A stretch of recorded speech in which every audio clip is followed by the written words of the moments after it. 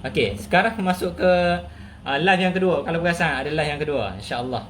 Mohon join yang live kedua sebab live yang tadi terpaksa discard disebabkan tak boleh nak invite. Tu dia. Boleh. Okey, kalau on tengok live kedua sekarang juga. Insya-Allah. Ustaz tutup dulu yang ni, insya-Allah. Masuk live kedua. Okey. Baik, Assalamualaikum warahmatullahi taala wabarakatuh. Okey. Alhamdulillah, minta maaf untuk live yang tadi sebab Ustaz tak perasan. Bila kita live pakai PC, kita tak boleh nak invite. Mungkin kena ada plugin je. So Ustaz live dengan kamera biasalah, kamera phone sahaja, insya-Allah. Okay, Alhamdulillah. Minta maaf nah. Tok Singa dah ready dia tadi lagi. So Ustaz nak invite dia lah, insya-Allah. Apa tunggu lagi? So insya-Allah Tok Singa get ready. Kita akan mulakannya. Tok, kita bincangkan mengenai perihal rawatan. Adakah betul kaedah rawatan yang kami guna ini boleh gunakan mediator ataupun tidak, atau macam mana? Nak bincangkan sama-sama. Sebab ada pusat-pusat rawatan yang menyatakan kaedah perubatan kami tak betul lah, tak ikut syarak lah semua. Boleh. So insya-Allah kita nak tengok pengalaman daripada Tok Singa sendiri sebab dia orang lama, ustaz ni orang baru nah. Dia orang lama. So lagi baguslah kita dengar pendengaran pula. Dengarkan orang panggil apa? Sallallahu alaihi wasallam Muhammad. Nasihat beliau dan pengalaman beliau dalam program rawatan ni. Baik, Pak Tunah ready. Ramai yang request. Okey, Tok Singa dah request. So get ready. Ustaz akan panggil Tok Singa. Bismillahirrahmanirrahim. Assalamualaikum.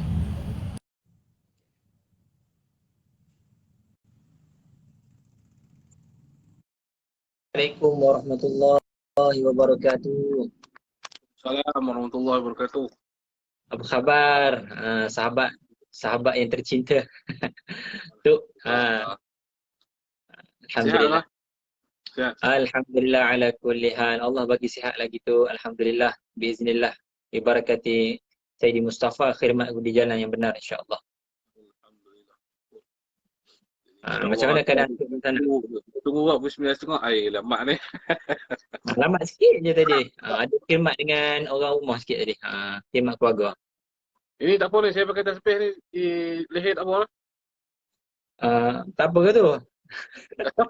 Bahaya betul tu. Saya telefon kata saya Wahabi apa masalah kan. Tak syirik ke tu? Tak syirik. Saya pun takut syirik juga tu lah.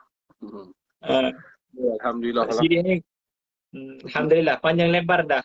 Guru Ana sendiri, Ustaz sendiri, Ustaz Nazrul Nasir menerangkan mengenai mana di Azhari, di Al-Azhar memakai tasbih ni, ulama-ulama dah terbiasa kat sana. Mereka ihtiram. Guru Ana sendiri, Ustaz Nazrul bagi tahu, kalau ulama tu ataupun ahli suluk, ahli tarikah Sazuliyah sendiri terpijak tasbih ni seperti rasa macam nak meninggal, sebab tasbih ni adalah antara alat untuk mereka dekat dengan Allah. Ihtiram mereka pada biji tasbih yang mereka gunakan untuk berzikir. Boleh. Tu. Dan Ustaz Nazrul Nasir mengeluarkan panjang lebar hukum hakam mengenai ini. Sebab hari tu dia pun pakai macam dia ambil gambar orang Wahabi tuduh dia macam-macam. Macam Tok Cha lah semua. Tadi sekali dia keluarkan dalil semua hukum. Tu diam. Yalah benda ni membawa kepada kita mendekat kepada Allah, berzikir, mengingati Allah. Jadi kalau orang pakai tasbih ni, dia nak pergi buat berdosa, dia nak pergi buat benda-benda maksiat ni, dia tak akan buat. Sebab apa? Dia tahu benda tu akan memalukan diri dia. Jadi benda ni benda kebaikan sebenarnya. Tak ada masalah nak gantung di leher ke, nak gantung di tangan ke, tak ada masalah sebenarnya. Tak menjadi satu maslahat pun sebenarnya. Sebenarnya kalau nak cerita dalam panjang lebar, dalam kata tak boleh tasyabuh ni sebenarnya, menyerupai wanita ke apa ke yang dia orang buat keluar dalil ni, sebenarnya jam pun tak boleh. Jam pun dianggapkan gelang. Sebab zaman dulu okey, kemungkinan boleh. Kalau mereka nak bercakap lah kan, kita nak beritahu lah. Sebab zaman sekarang handset dah ada lah, dah tunjuk jam lah. Tapi kalau memakai jam ni, dia gelang, nama dia gelang. Tapi orang tak panggil dia gelang, orang panggil dia jam. Sama alat kita gunakan masa kan. Ni pun orang tak panggil dia rantai, orang panggil dia tasbih. Kalau orang panggil dia Melainkan kalau rantai tu, ikat emas kan ikut tu kan. Pakai emas. Emas ikan ah, lah. Itu betul. Menyerupai wanita. ya benar tu Ustaz. Jadi Tu alhamdulillah nak lah tanya tuan-tuan. satu soalan tu. Ya baik. Mengenai ada perawat-perawat apa ni? Mengenai apa ni? Mediator. Apa pengalaman tu mengenai mediator yang mana kita menggunakan badan orang tu untuk kita cuba untuk korek informasi daripada jin tu. Dan kita gunakan sebagai bukan sebagai apa ni, nak tahqiq kepada apa yang disampaikan tu, tapi kita nak dengar saja informasi daripada dia. Apakah rawatan ini dibenarkan ataupun daripada guru-guru kita pernah menggunakan kaedah ni, dibenar atau tidak? Boleh terangkan sikit tu sebab ramai yang keliru. Sebab ada perawat-perawat mengeluarkan beritahu kaedah ni kaedah yang tidak syar'i, bahkan digelar sebagai uspun. Tu dia. Dan itulah tolong terangkan tu. Baik, alhamdulillah rabbil alamin wassalatu wassalamu ala asyrafil anbiya'i wal mursalin wa ala alihi wa sahbihi ajma'in. Allahumma salli ala sayyidina Muhammad tibbil qulubi wa dawaiha wa afiyatil abdani wa shifaiha wa nuril absari wa diyaiha wa khutil arwahi wa ghizaiha wa ala alihi wa sahbihi wa barik wa sallim. Jadi alhamdulillah, assalamualaikum dan selamat malam kepada semua penonton-penonton, viewer, Ustaz Rawatan Al-Idrus dan juga daripada pengikut saya. Jadi alhamdulillah, tentang Ustaz bertanyakan ini tentang apa, moderator, kita panggil masuk Mediator. dalam moderator. Okey, mediator ni maknanya kita panggil satu badan, kita gunakan satu badan dan panggil jin masuk ke sini dan untuk kita berdialog. Okey, dalam isu bab benda ni dia termasuk dalam bab khilaf ulama. Pendapat khilaf ulama dalam bidang ruqyah ni ataupun dalam bidang perubatan Islam ni, yang syar'i ni. Dan ada beberapa ulama yang mengatakan haram, ada beberapa ulama mengatakan harus, dan di situ ketetapannya tiada di situ. Jadi apa niat kita sebenarnya? Dia balik kepada niat, innama a'malu binniat. Jika kita panggil jin itu masuk ke tubuh ni untuk kita bertanya ke sesuatu, bukan kita nak mempercayai beliau jin ni.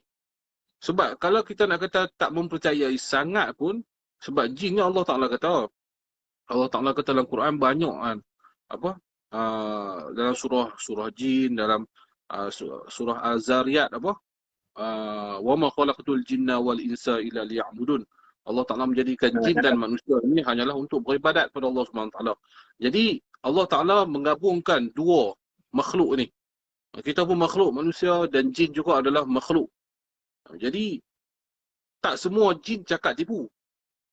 Dan sama juga macam manusia, tak semua manusia yang tak cakap tak tipu. Di situ. Jadi kita nak berdialog dengan jin, boleh saja kita berdialog, tetapi dalam hakikat kita sebagai perawat yang kita mempelajari benda ni, kita tidak boleh meletakkan 100% kepercayaan kepada jin ini. Hanya sekadar untuk kita berkongsi dan kita nak tahu apa sebenarnya yang dia lakukan untuk pesakit-pesakit ni, maka ia dibolehkan menurut sebahagian pandangan ulama yang lain. Jadi bagi saya dalam isu khilafiyah ni tidak menjadi satu masalah lah bagi saya. Sebenarnya dalam saya bawa ni buku yang dikarang sendiri oleh Syekh Wahid Abdul Salam Bali. Kalau kita tengok dalam last kali dia punya tajuk tu, kisah dan pengalaman berdialog dengan jin ketika meruqyah. Dan di sini pun Syekh pun ada berdialog dengan jin dan bercakap dengan jin. Kan? Syekh Wahid Abdul Salam Bali ni antara satu syekh yang hebat dalam segi ruqyah ni, dalam segi rawatan Islam ni, yang diakui oleh golongan-golongan Wahabi pun. Kan? Jadi saya minta maaf lah. Jadi dan di sini pun dalam jilid yang telas sekali itu tentang ni ada diceritakan tentang bagaimana Syekh sendiri berdialog dengan jin yang memasuki badan manusia. Dan ini satu dalil yang jelas bahawasanya tidak ada masalah lah untuk hal-hal ini. Cuma yang masalah dia bila tak mengaji, pandai nak menghukum. Itu masalah dia. Okey, boleh. Baik, seterusnya soalan tu. Saya nak tanya, terima kasih, insya-Allah. Sebab kalau saya sendiri menggunakan kaedah ni, kalau saya gunakan saya punya pelajar, saya yakin saya tak akan masukkan sebarangan dalam badan orang, melainkan pelajar saya sebab dia telah melalui beberapa peringkat zikir dan pantauan saya sendiri. Sebab tu saya berani untuk menggunakan dia. Sebab dia dah ada wadah, dah ada tempat untuk dimasukkan benda tu dan dikeluarkan dia. Dan dia telah terlatih.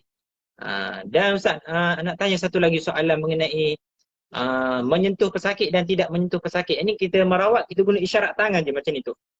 Ataupun kita guna macam ni. Tu macam mana pula tu? Okey. Dia sebenarnya benda-benda ni dia dalam kaedah, sebenarnya kaedah.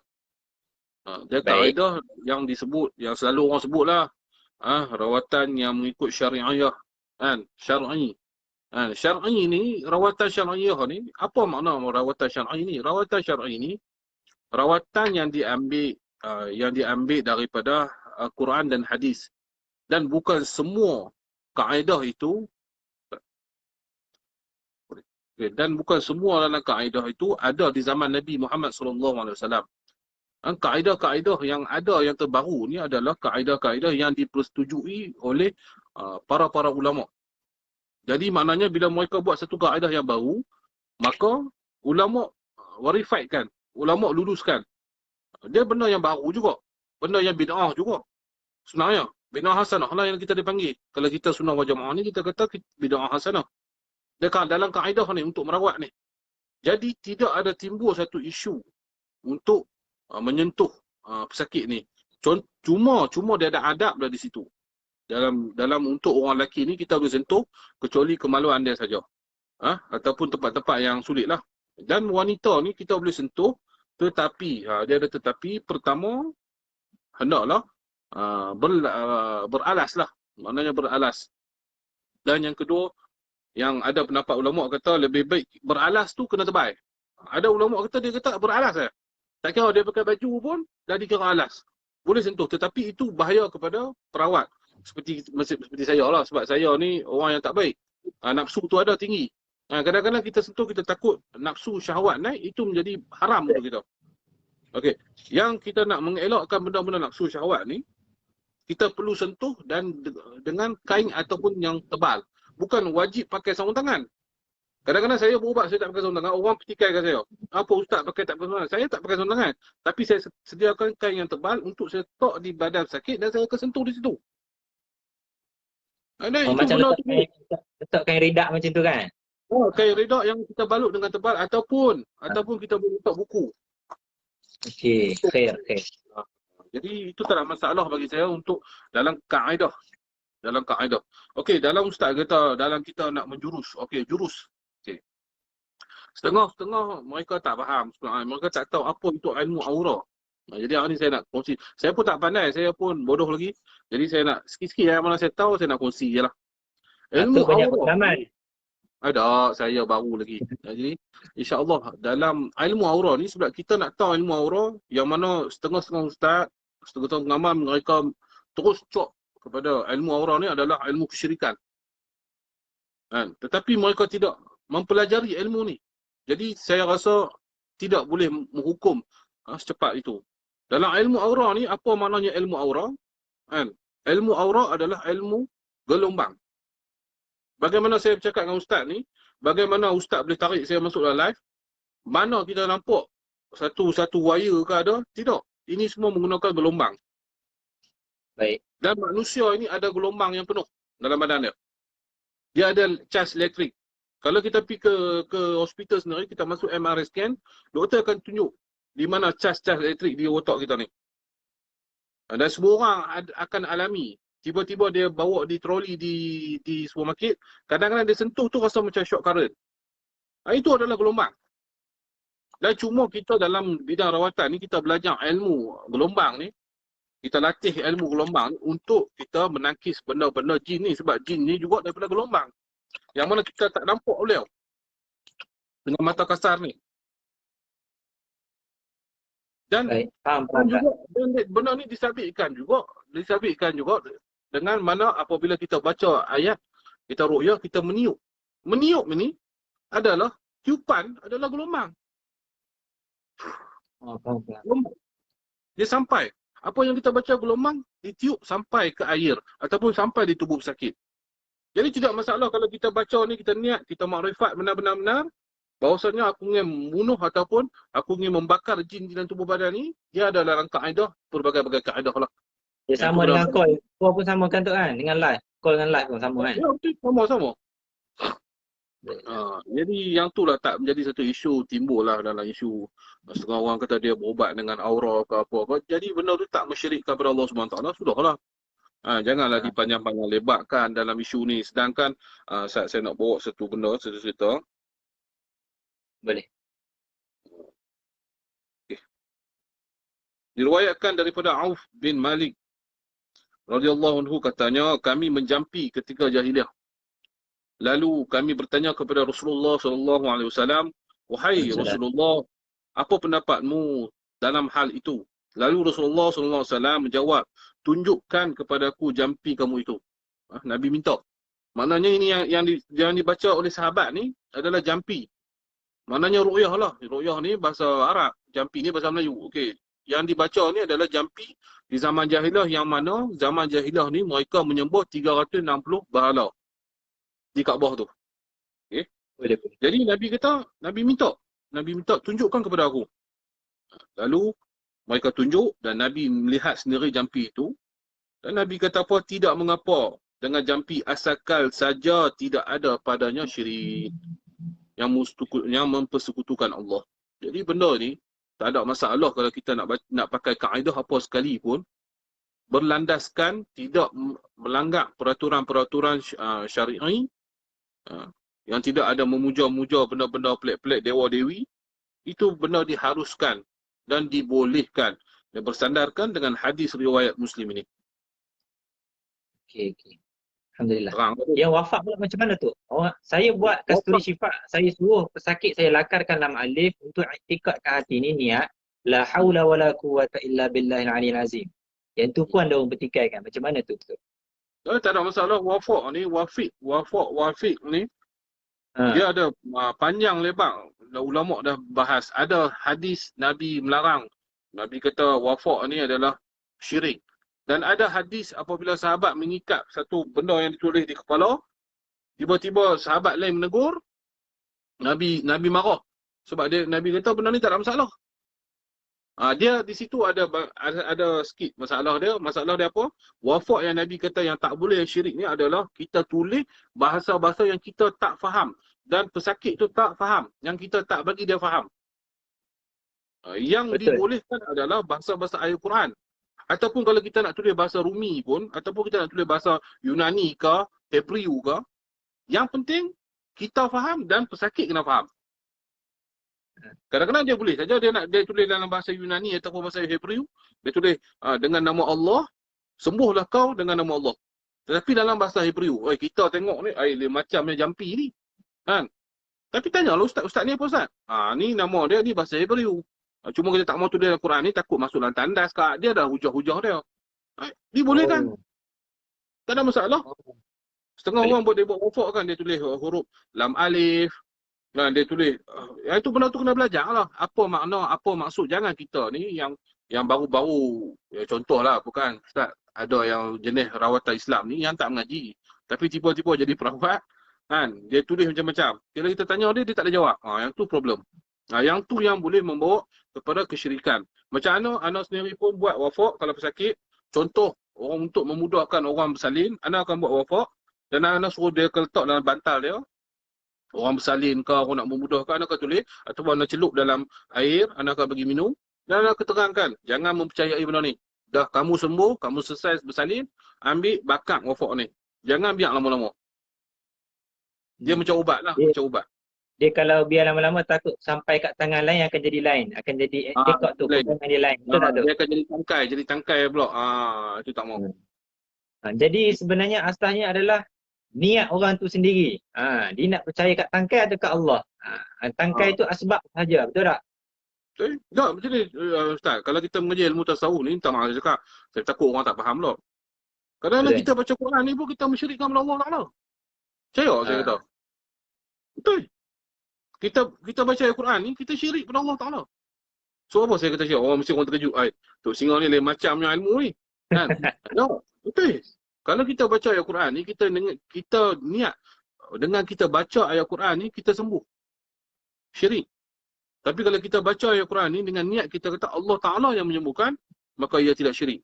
Sebab apa? Allah Ta'ala turunkan Al-Quran ini adalah kalamullah. Asbab.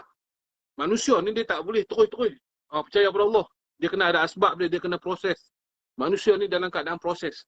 Baca ni untuk mendapat keyakinan, baca ayat Quran ni, baru dia timbul keyakinan bahawasanya Allah Ta'ala yang menyembuhkan. Perbezaan dia tu panjang lebar lah, benda-benda ni nak kena bercakap panjang lah. Kan? Jadi kalau untuk tengok kami buat rawatan tu macam mana tu? Dengan bacaan selawat. Ada orang kata bacaan selawat ni bukan ruqyah. Selawat ni bukan yang boleh menyembuhkan, ataupun selawat ni dia declare sebagai bukan merawat. Selawat tak boleh buat merawat. Tu macam mana pula Ustaz? Ustaz. Dalam hadis Nabi beritahu, barang siapa yang selawat atas aku, dalam bukan hadis daripada Al-Quran, Allah Ta'ala akan, hadis lah, siapa yang berselawat atas Nabi SAW, Allah Ta'ala akan berselawat kepadanya 10 kali. Bukan Allah Ta'ala selawat atas kita, Allah Ta'ala angkat darjat kita 10 kali itu dengan penyembuhan. Dan tak ada masalah. Siapa yang bercakap macam tu, bagi saya dia ni, minta maaf lah. 5 perut 3 serangkai, buta perut tak ada akai. Sebab apa dengan selawat ni syifa. Kita selawat ni, kita ada jin-jin ni selawat sekali, dia satu benda yang cukup baik. Hebat ni selawat ni. Kan? Selawat ni lah memberi syafaat kepada kita di akhirat nanti. Malah di dunia lagi. Kan? Alhamdulillah. Itu yang kalau yang jenis itu kita panggil lah 5 perut 3 serangkai. Tak ada perut tak ada akai. Yang tu saya mudah lah. Baik tu. Alhamdulillah. So kita rehat 2 minit tu boleh? Baca istighfar kabir sekejap. Boleh? Boleh insya-Allah. Jom. Astaghfirullahalazim. Allazi la ilaha illa hu al-hayyul qayyum. Ghafara dzunbi jalali wal ikram. Wa atubu ilaihi min jami'il ma'asi kulliha wa zumbi wal asam wa min kulli zambil adnabtu amdan wa khata'an zahiran wa batinan qawlan wa fi'lan في جميع الحركات وسكنات وقطرات وأنفاس كلها دوما أبدا سرمدا من الذنب الذي أعلم ومن الذنب الذي لا أعلم عدد ما أحاط به علم وأحصاه الكتاب وخطه القلم وعدد ما أوجده القدرة وخصاصته الإرادة ومداد كلمات الله كما ينبغي لجلال وجه ربنا وجماله وكماله وكما يحب ربنا وكما يحب ربنا ويرضى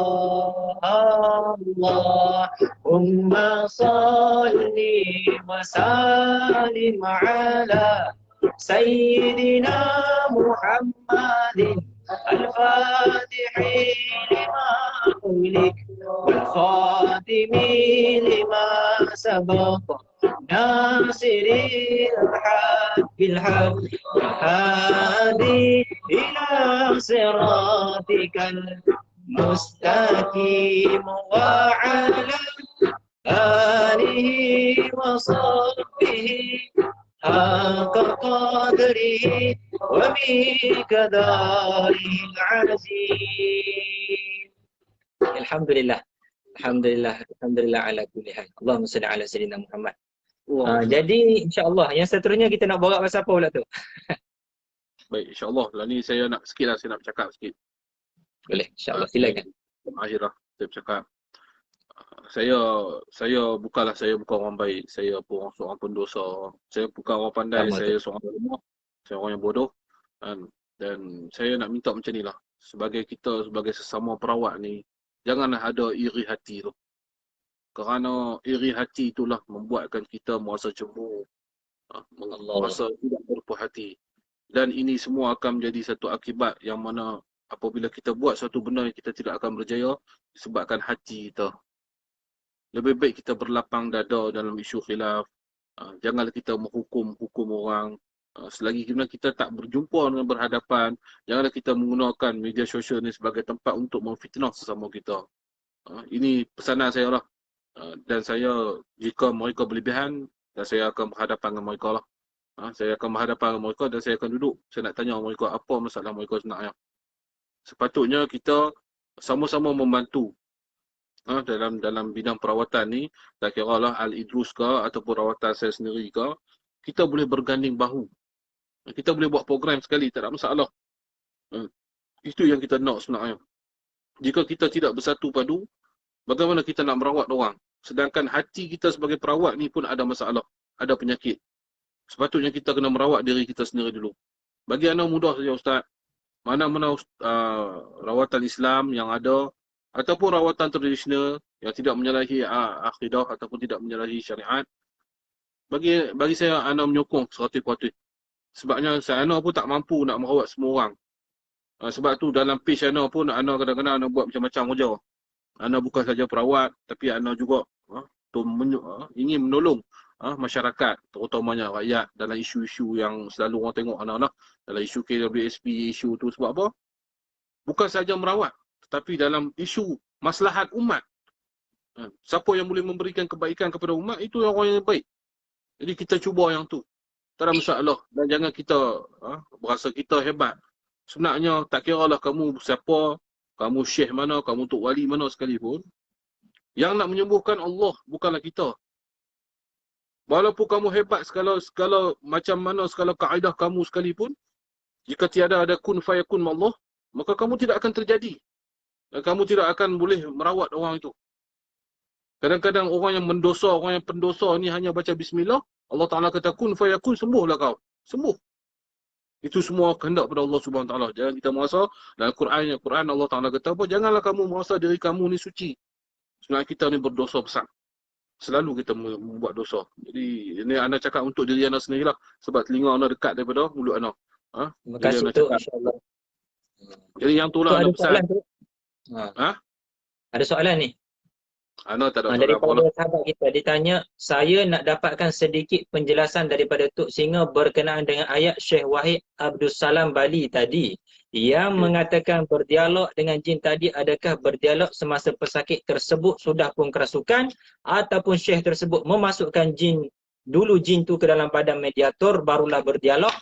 Dia kata mohon penjelasan berserta dengan nama kitab tadi dan muka surat berapa bab terakhir tersebut, insya-Allah. Saya nak gunakan dalil tersebut untuk melakukan jual teknik mediator akan datang. Ini ada seorang perawat yang maklumkan begini. Dalam kitab ni, saya tunjuklah kitab ni lah. Kitab Royah ni ya. Dalam bahagian terakhir, dalam muka surat 626, dan di situ ada cerita banyak lah. 620 apa. Tapi tidaklah dinyatakan bahawasanya Syekh menarik masuk jin ke dalam tubuh. Dan ini mungkin dalam keadaan mungkin pesakit itu merasuk. Jadi itu saja saya boleh komen. Saya tak kata benda ni Syekh tarik masuk. Cuma saya bercakap kalau walaupun orang tarik orang tu masuk jin pun boleh berdialog. Tapi itulah sebab saya pun dah beritahu tadi dalam dalam khilaf, benda ni dalam khilaf ada ulama yang mengharamkan dan ada ulama yang mengharuskan. Ia berbalik kepada yang saya beritahu awal-awal tadi adalah niat. Niat tu penting. Dan juga benda ni memang bahaya juga. Bukan ni minta maaf Ustaz nak cakap. Memang kadang-kadang boleh membahayakan kita juga. Kadang-kadang kita takut benda ni betul ataupun tidak. Itu sahaja. Tak apa kalau Ustaz dah macam Ustaz Syafiq dah yakin benda ni memang benar dan Ustaz sendiri mengetahui sakit Ustaz. Bukan saya tak boleh cakap. Saya tak tahu sakit mana. Ataupun anak buah. Ustaz tahu anak buah Ustaz ni macam mana dan dia memang benar dan dilatih. Dan ada cara-cara dia untuk ni, maka ia haruslah. Bagaimana? Tidak timbul. Jadi minta maaf tu. Jadi kalau kami sendiri menggunakan mediator ni untuk orang panggil apa, untuk berbincang ataupun macam Rasulullah lah. Kalau Rasulullah berperang, dia akan berbincang dulu, dia tak akan main serang terus. Dan kami kaedah pusat rawatan Idrus ni cuba untuk berbincang dengan jin tu.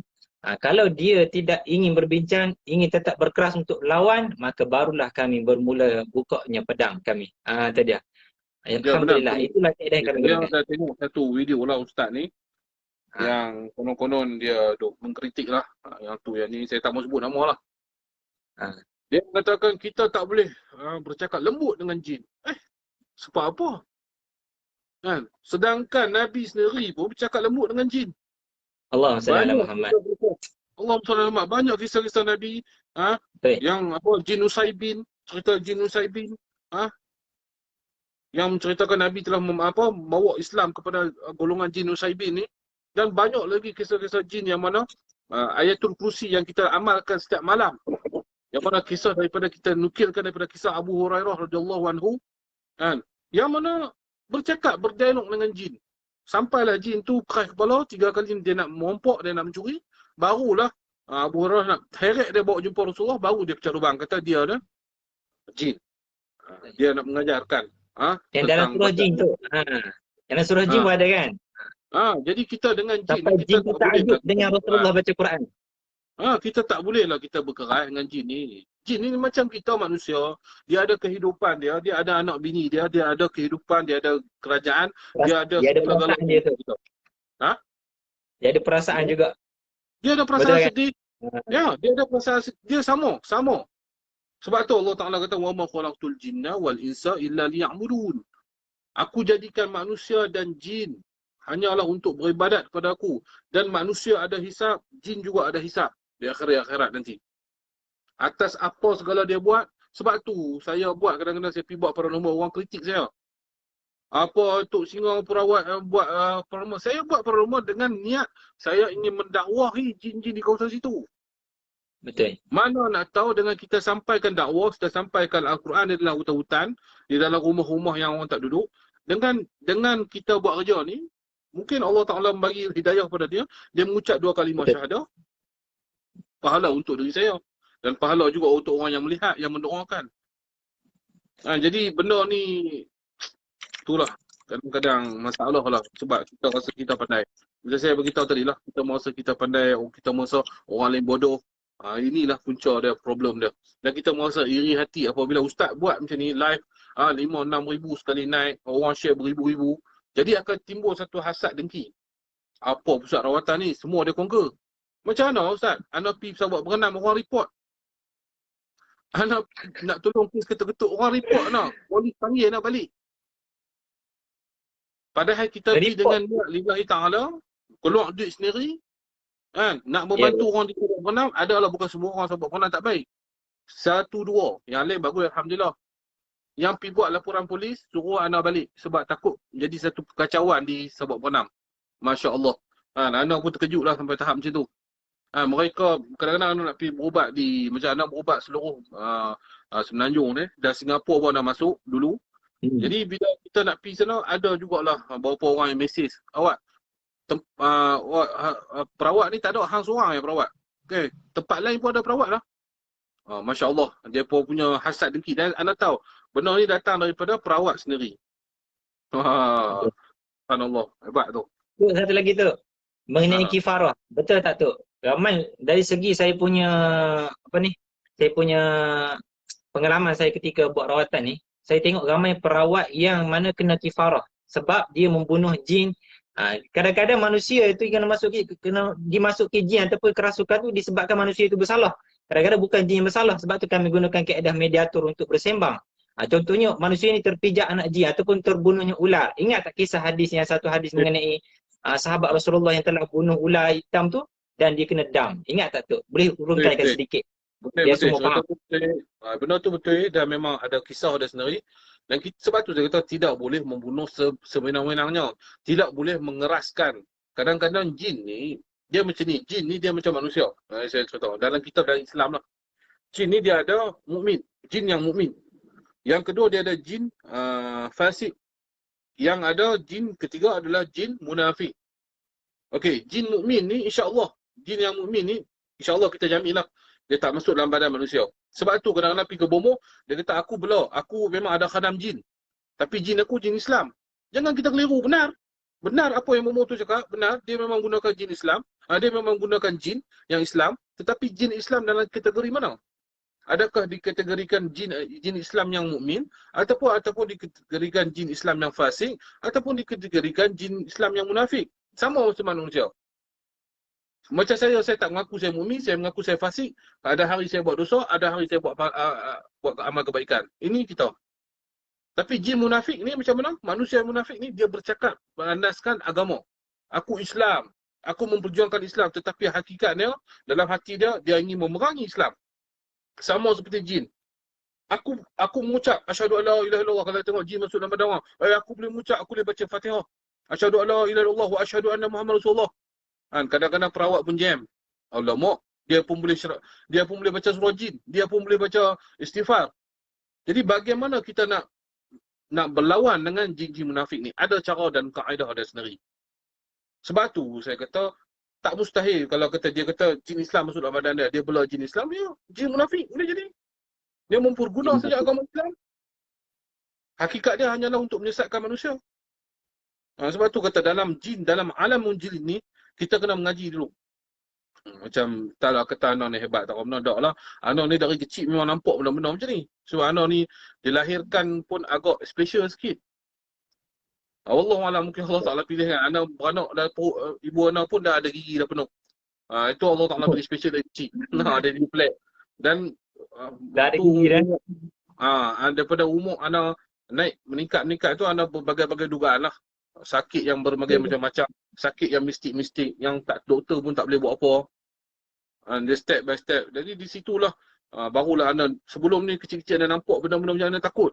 Sebab anak hidup dalam keadaan tak normal. Tapi di situ Allah Ta'ala kata, aku nak jadikan hang sebagai seorang peroyah ataupun seorang perawat. Jadi di situ rezeki anak sendiri.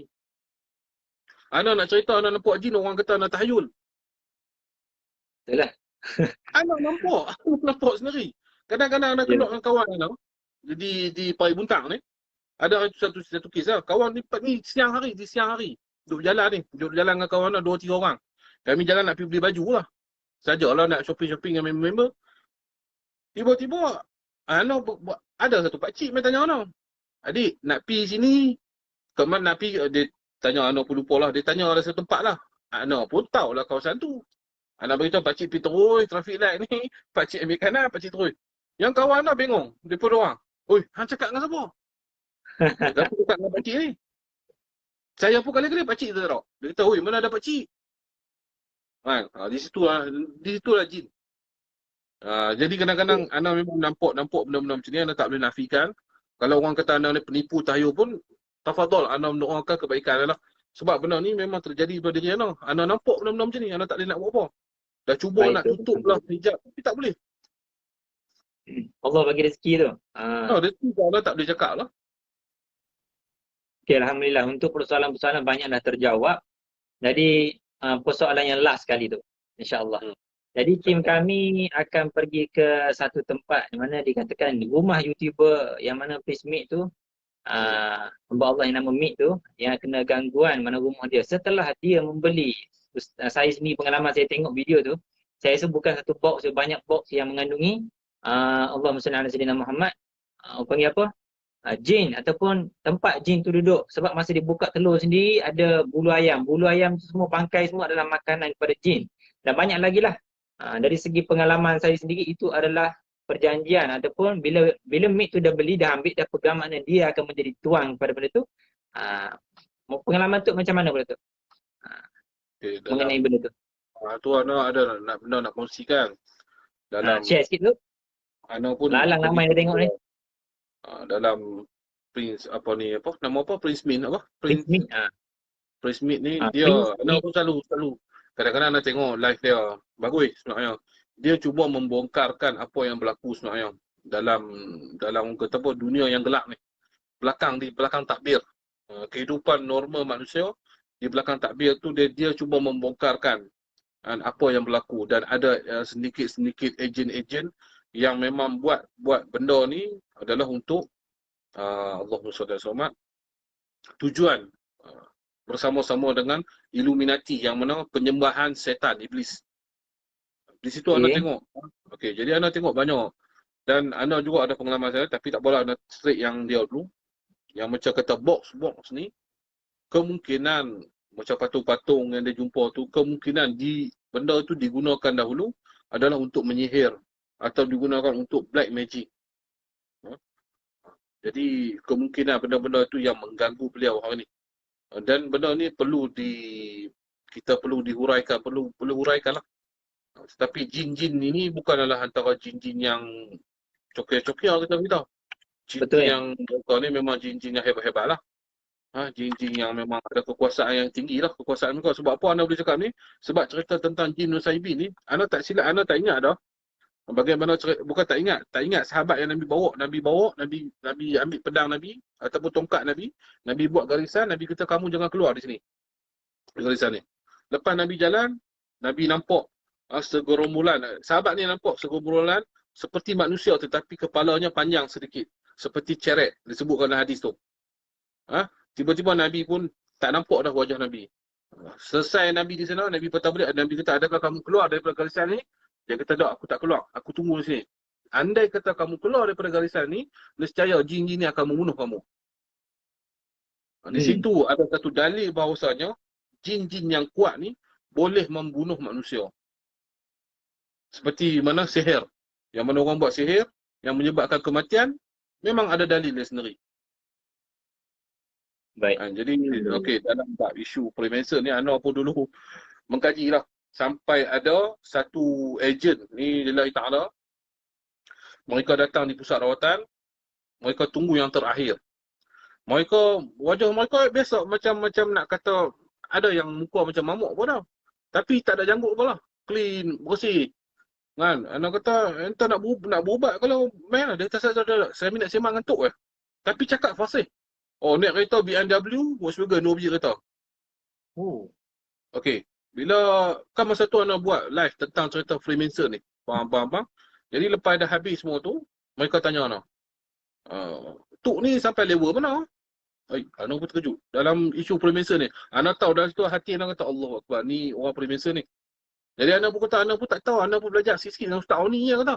Anak tengok-tengok live dia, anak cerita balik kan. Anak pun tak mau nak. Takut lah. Tak kita pun dia rasa takut lah. Sebab ni manusia betul. Jadi lepas duduk sembang-sembang dah sejam tu, dia orang pun balik. Mereka dah hantar ejen. Okey. Yang cerita kedua, ni cerita ni, kalau orang kata ni, mungkin orang kata anak tahayul. Tapi benda ni disaksikan oleh bini anak sendiri. Anak duduk dalam bilik ni lah. Bilik ni duduk dalam solat. Lepas anak solat tu, datang satu makhluk yang agak, dia tak besar, tapi dia pakai warna kelumbung, warna hitam lah. Dia tutup kepala dia sini. Tiba-tiba semua jadi panas. Anak kata, bini anak panas semua pada aircon ni. Anak kata keluar. Anak suruh mereka keluar. Mereka pun jadi panas. Anak kata keluar. Bila keluar, tutup pintu, ada kunci pintu. Dia duduk depan anak. Dia kata, aku iblis. Oh, anak terkejut lah. Aku tak menang kamu. Dia cakap Melayu ni. Dengar, real. Dia pakai kelumbung dia duduk depan anak. Kalau cerita ni, orang kata cerita merepek. Tapi benda ni terjadi pada anak. Wallahi. Dia kata, aku iblis. Saya kata aku tak menang kamu. Dan yang kedua, lepas tu dia kata, aku datang ni untuk mengajak kamu ikut aku. Lepas tu saya kata, aku tidak sekali-kali akan mensyirikkan kepada Allah SWT. Lepas tu dia kata apa? Jika kamu benar, kamu yakin Allah Ta'ala itu ada, kamu lakukan ikut aku sekali syirik. Selepas kamu melakukan syirikan, aku akan berikan apa yang kamu mahu, harta, wanita, pangkat dan tahta. Lepas tu kamu bertaubat. Jika kamu benar-benar ingat, yakin pada Allah, pasti Allah Ta'ala akan mengampuni kamu dan menerima taubat kamu. Dia pusing saya. Anak dah tak boleh jawab lah. Sebab apa? Dia pusing, dia kata, ikut dia dulu. Dia akan bagi apa yang kamu nak. Ikut dia akan bagi semua. Lepas tu, bertaubat lah. Masa tu nak tengok Allah Ta'ala ni nak terima taubat. Kalau lah masa tu kematian menyebut, mati dalam kesyirikan, kekufuran. Di situ anak berdoa kan, angkat tangan, ya Allah, aku tak mampu lagi nak lawan makhlukmu macam ni. Aku tak mampu lagi lawan makhlukmu ini. Sebab ni iblis dahsyat, dia punya godaan lain macam. Tiba-tiba anak tengok satu benda main macam ribut, macam pedang naik kuda, potong, pup, hilang. Mana terus buka berpeluh ni Ustaz, berpeluh. Macam orang pergi main badminton punya peluh. InsyaAllah. Di situlah pengalaman Ana yang cerita berhadapan dengan iblis ni. Dia punya nak ajak Ana tu duduk dengan dia akan bagi apa segala yang kita mau. Masya Allah tu. Subhanallah. Terima kasih. Sharing ilmu, sharing macam-macam sharing. Alhamdulillah. Terima kasih tu. Alhamdulillah. Jadi insyaAllah pada 31 hari bulan insyaAllah dengan izin Allah Ustaz Nazrul Nasir akan live. Syekh Nazrul Nasir akan live di Pusat Rawatan Idrus juga FB. Akan menerangkan mengenai bab solawat insyaAllah. Jangan terlepas 5.8K. Kena tengok insyaAllah Ustaz Nazrul akan bagi dengan detail dalil semua sekali. Kena tengok tu dan dia akan bagi ijazah khusus kepada yang join live nanti pada 31 hari bulan. Esok insyaAllah kami akan ke rumah Prismate tu kalau dia bagi alamat lah. Tadi dah tengok tadi. InsyaAllah kalau Allah izinkan kami akan ke sana. Sebab masa Ana sendiri tengok video yang malam sebelum tu, benda tu datang ke rumah. Ajak lawan. Tak boleh tidur sampai pagi pun. Lawan, dia beritahu. Sebab dah berjaya menang kan. Kau ni siapa? Kau ni Raja Jin ke? Dia tanya. Mungkin dia tak pernah jumpa orang Malaysia kot. Dia tak pernah jumpa. Kau ni siapa? Kau ni Raja Jin ke? Duk lawan daripada malam tu sampai subuh. Last kali, dah keok dia beritahu kau ni siapa? Kau ni hebat, kau ni Raja Jin. Dah kenal dia. Baru dia diam. Kalau tak, benda tu datang sampai orang yang join live Ustaz dia tengok video tu semua. Sampai benda tu dia ada yang boleh nampak, yang dia boleh dengar. Benda tu dia siap bagi warning lagi. I come from the box. Dia cakap, jangan cuba-cuba untuk lawan. Dia tak bagi dah awal-awal. Tapi insyaAllah tu, nanti tu support lah sekali lah. InsyaAllah kami akan cuba untuk pergi sana dan cuba untuk tanyalah dia. Boleh borak dia, kita tanya nanti. Apa sebab dia ganggu dan kenapa? Adakah disebabkan kesalahan siapa ataupun disebabkan dia dah terperangkap kat situ? Kalau dia terperangkap, kita bebaskanlah dia. Kalau dia nak Islam, kita masukkan Islam sebab benda tu dah lama. InsyaAllah. Dan minta doa untuk nak doa dari jauh, semoga dipermudahkan segala urusan. Dan ramai juga yang dia PM, dia tanya tolong Prismate ni. Bukan saya tak mau tolong sebab saya tak ada nombor dia. Jadi tak apalah, lebih afdal Ustaz duduk di KL, Ustaz dah pergi merawat dia. InsyaAllah kita bantu. Kita bantu dari jauh, insyaAllah. Semoga dipermudahkan dan ditumbuhkan. Nanti minta terdoakan lah sekali lah. Doakan sekali.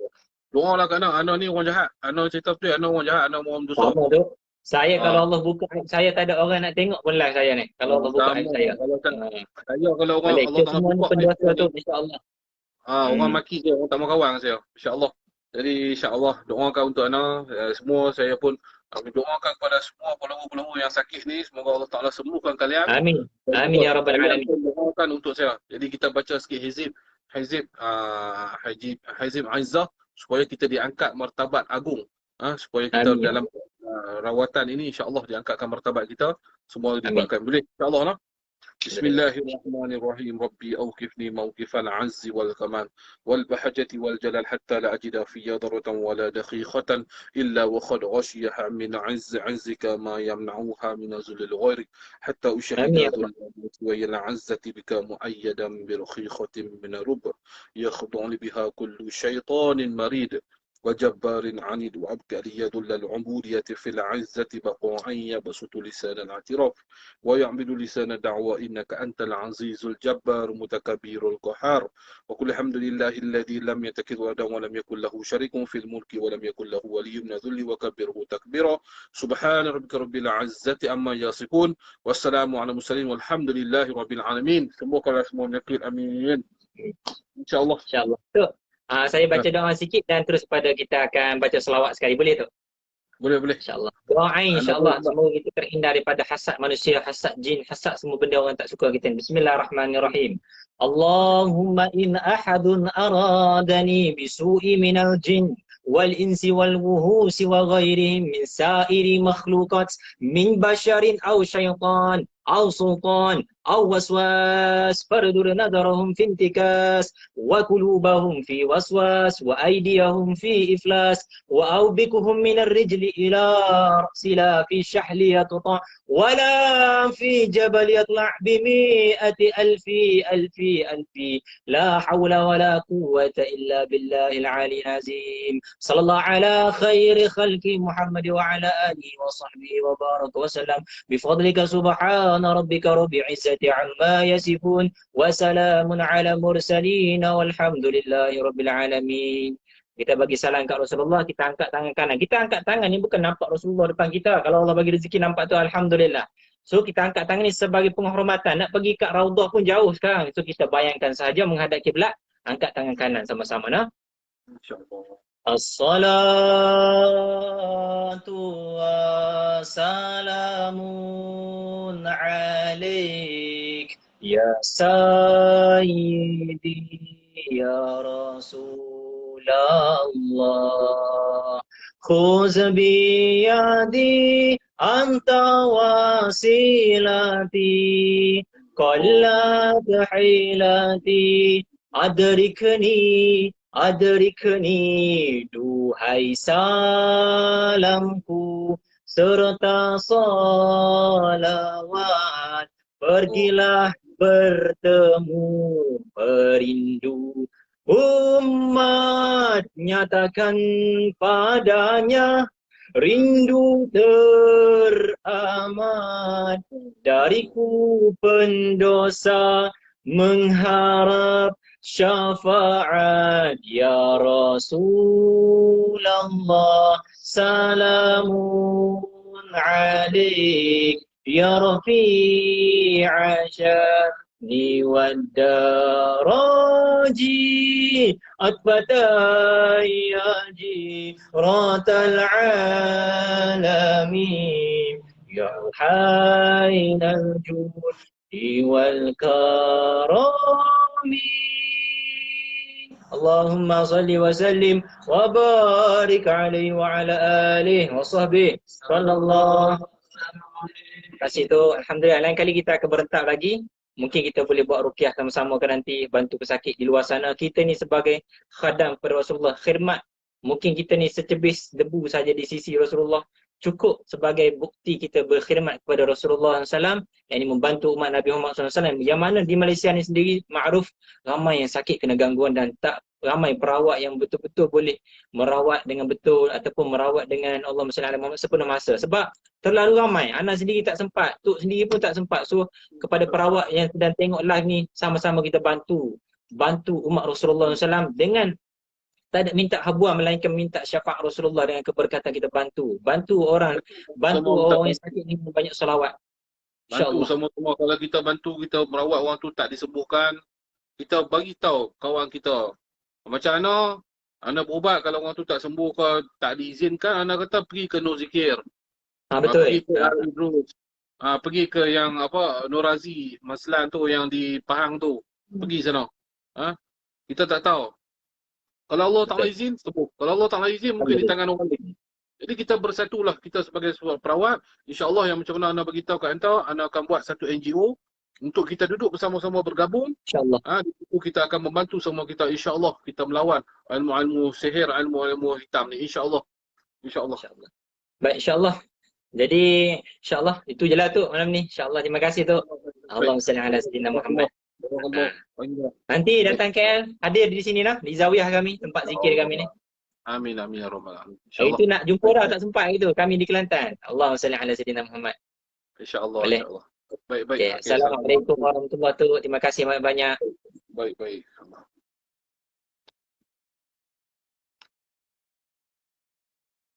Okey. Alhamdulillah.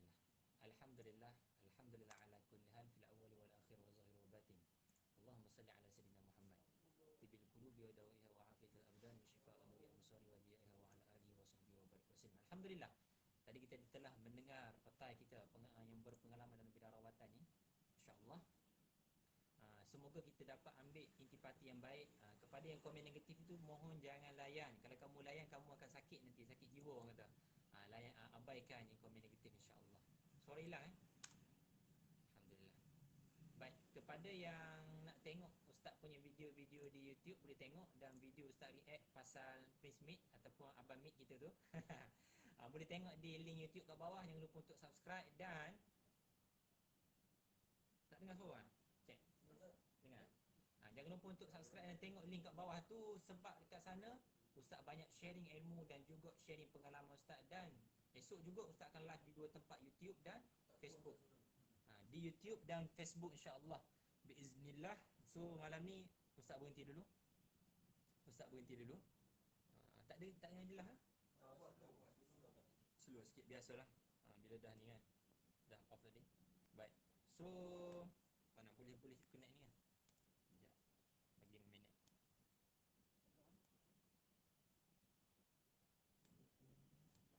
Slow sikit. Okey, sekejap setting. Okey. Allah Allah Allah Allah Allah Allah Allah Allah Allah Allah Allah. Dah ada dah. Allah Allah Allah Allah. Biasa tu kalau dah putus. Ada dah. Alhamdulillah. Biasa tu kalau dah putus. Baik, sebelum kamu nak keluar ni, jangan lupa untuk esok insya-Allah dan lusa insya-Allah dengan Ustaz Nazrul Nasir, guru Ustaz. Alhamdulillah. Dan jangan lupa untuk subscribe channel Ustaz di YouTube, sebab kat sana pun Ustaz akan up video dan sharing ilmu. Jumpa di sana nanti insya-Allah. Boleh tengoklah Ustaz react satu video daripada apa ni? Kita punya sahabat tu Prismate yang mana rumah dia kena ganggu. Kita jumpa lagi di sesi live akan datang. Terima kasih Tok Singa. Terima kasih sahabat-sahabat. Terima kasih perukiah-perukiah yang sedang tengok live ni juga. Terima kasih semua yang hadir, semua yang tengok. InsyaAllah selawat jangan lupa. Allahumma salli ala sayyidina Muhammad. Jumpa lagi di sesi live akan datang. Assalamualaikum warahmatullahi taala wabarakatuh.